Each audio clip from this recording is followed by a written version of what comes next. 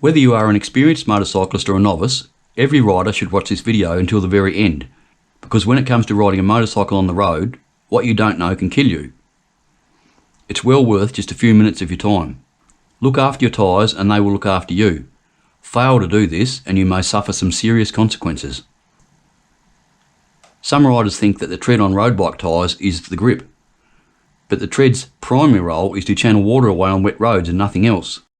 So yes, it is there for grip, but for grip on wet roads only, which is why tyres designed for sports bikes have less grooves, because they are primarily designed for dry weather use. So if you're riding on half-worn tyres, only your wet weather grip is reduced. And if a sports bike is your main form of transport, you probably should consider changing your tyres to sport touring tyres instead, so you have more grip on wet roads. You don't have to be a genius to know when you need new tyres for your motorcycle either, as all tyres have built-in tread wear indicators. When the tyre is worn down to these indicators, it's time to change, because at this point the ability of your tyre to disperse water is very limited. Even so, on dry roads, balding tyres are much more prone to failure, and are also far more easily punctured, which makes them dangerous. There are two primary types of motorcycle tyres, those being bias ply, which have stiffer sidewalls and are more suited to heavy touring motorcycles and large cruisers, and radial tyres, which have more flexible sidewalls, allowing the tyre to be more nimble and provide more rider feedback. There are many brands and tread patterns to choose from, each offering certain advantages and disadvantages, but it's very important to select the right tyres for your bike and your riding style. Generally speaking, smoother tread works better on paved surfaces, while chunkier tyres work better off-road. Some road bike tyres are designed to perform better in the wet, while others offer better mileage. Tread patterns for adventure or dual-purpose bikes is where it starts to get a little bit tricky, as there is no ideal tyre for all surfaces. But to make the best choice, you must decide exactly what type of surfaces you'll be riding on, and which of these surfaces you want to have the most grip, as it's a trade-off, and being wrong in any direction will likely make you very unhappy with your choice of tyres. Dual-purpose tyres are often sold using numbers like 50-50, which basically means the tyre is suited to 50% on-road and 50% off-road use. The chunkier the tread, the more the tyre is designed for off-road use, which means their performance on-road will be reduced. A 50-50 tyre, for example, is fine on both gravel roads and pavement, but if you want more grip on very slippery surfaces like mud or sand, you'll want larger knobby tread patterns. Because as your tread fills up with mud, you'll feel like you're riding on racing slicks on a wet track. These days, as long as you don't push the limits too much, knobby treads are very good on dry paved surfaces, but they can be somewhat slippery on wet paved roads, as they don't channel the water away properly. They will also wear out much more quickly than a more road-orientated tyre. You'll need to take this into consideration when you're making your choice. Correct matching of front and rear tyres for road bikes is very important for peak performance and handling in both wet and dry conditions.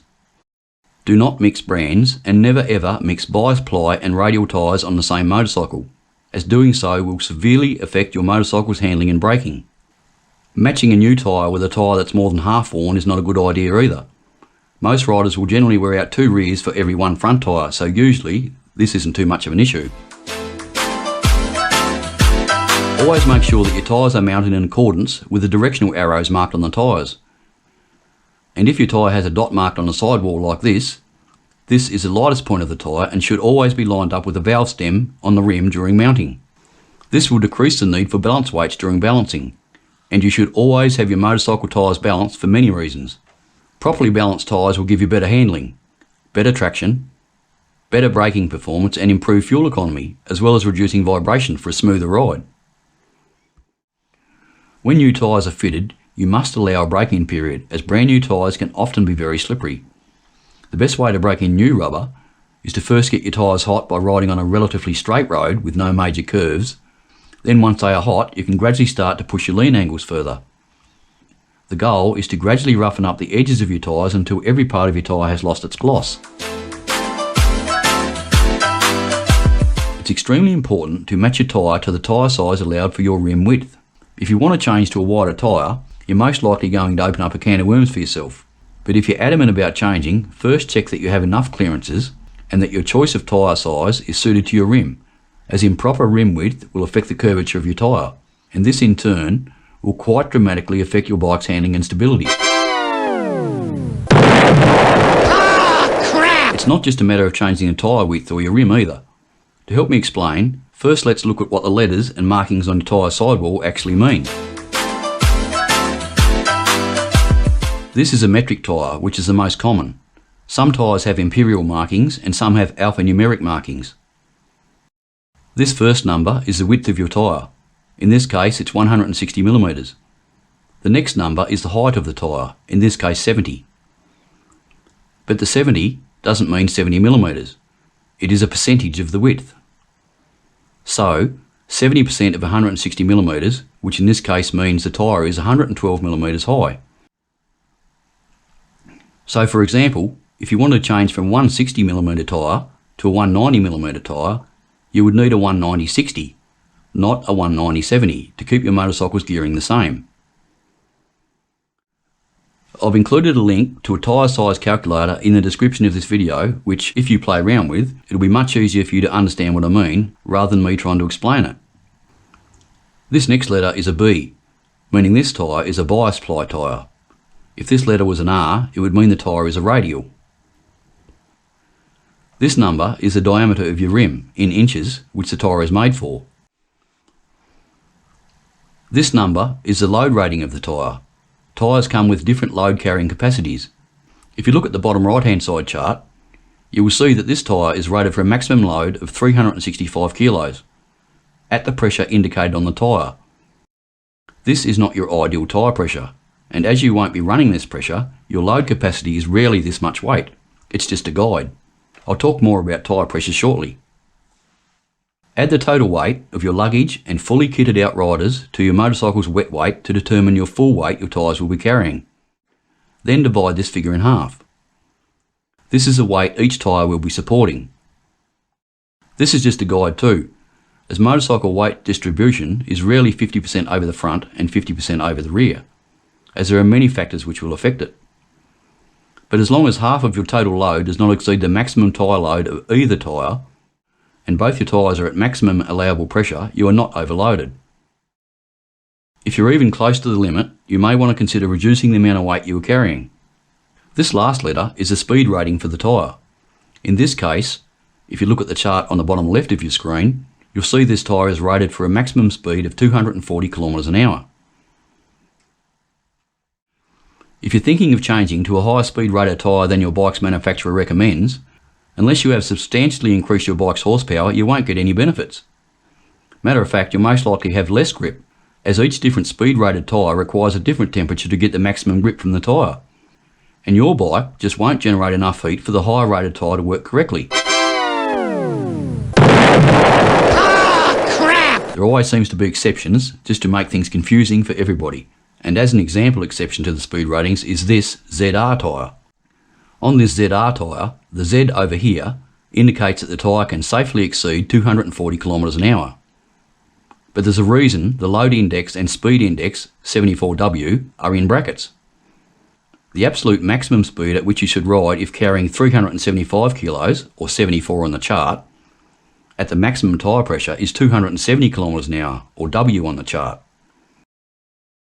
The brackets around the 74W means the tyre can safely go faster than 270 kilometres an hour, or the Z rating, provided you're carrying less than 375 kilos, or 74 on the chart. As I said, it's confusing. Lastly, these numbers indicate when this particular tyre was manufactured, in this case the 10th week of the year 2017. If you ride your bike pretty much every day, your tyres will be worn out well before they start to degrade, so none of what follows will affect you.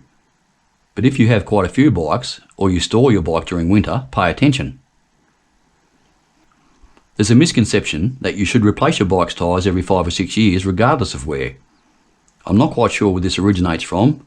Maybe it stems from the warranties that tyre manufacturers offer, but I'm not sure. It's very difficult to exactly predict a tyre's lifespan, because it bears much less relation to the manufacturing date than to how the tyres are actually cared for, as many factors can affect the tyre's lifespan. If your bike is stored in a dark shed, away from UV rays and extreme temperatures, which can lead to dry rot, cracking and accelerate any deterioration, and your tyres are off the ground, they can last for 10 years or more. However, it's very important that you closely examine any ageing tyres to pick up any signs of oxidation like cracks or hardening. Your tyres should be soft like rubber, not hard like plastic. So try sticking your fingernail into the tread to test them occasionally. If your tyre is hard, it's past its prime and is probably dangerous. And if you see any cracks like this, it's time to replace your tyres for sure.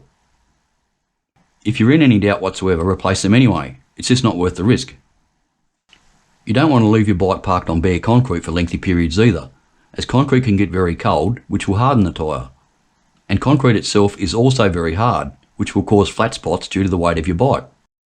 Storing your bike on stands to keep both wheels off the ground is ideal, or alternately, as an absolute minimum, you should park your bike on carpet, as this will spread the load somewhat, but you will need to rotate your tyres occasionally to avoid any flat spots. Check your air pressures when the tyres are cold with an accurate gauge.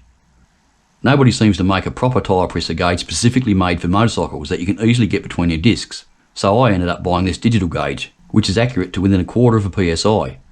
And then I changed the hose and air chuck to make it easy to use on any motorcycle. Of course, if your bike has an angled valve stem, this won't be an issue. It's normal for motorcycle tyres to lose a couple of PSI every month, even if the motorcycle hasn't been ridden.